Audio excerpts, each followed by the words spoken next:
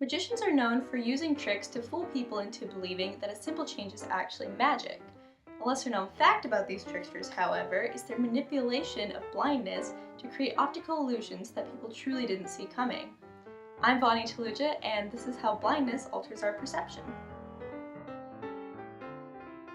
Most people are familiar with the term blindness, or an inability to see.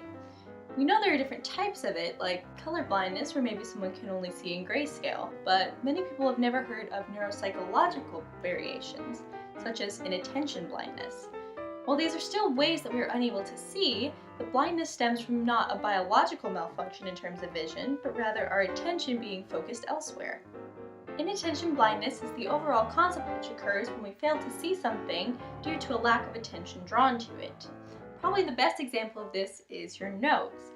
Protruding from your face just below your eyes, your nose is always within your field of vision, at least to an extent. Regularly, people wouldn't claim to see their noses because they're focused on the extensive visual stimuli that otherwise surrounds them.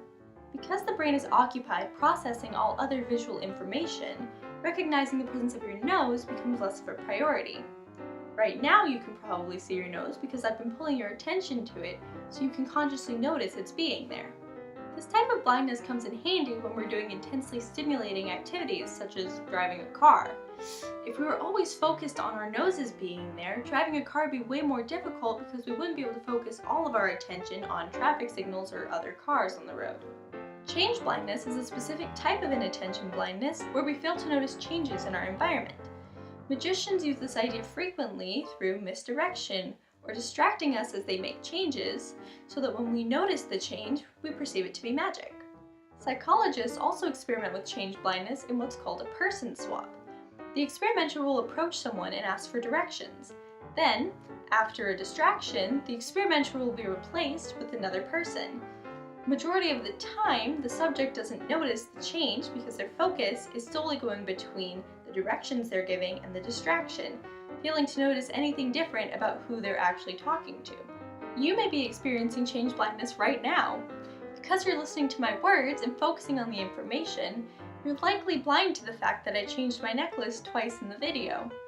Because now you're focusing on my necklace and maybe still your nose, you fail to notice other environmental changes such as the clock ticking or ceiling fan moving.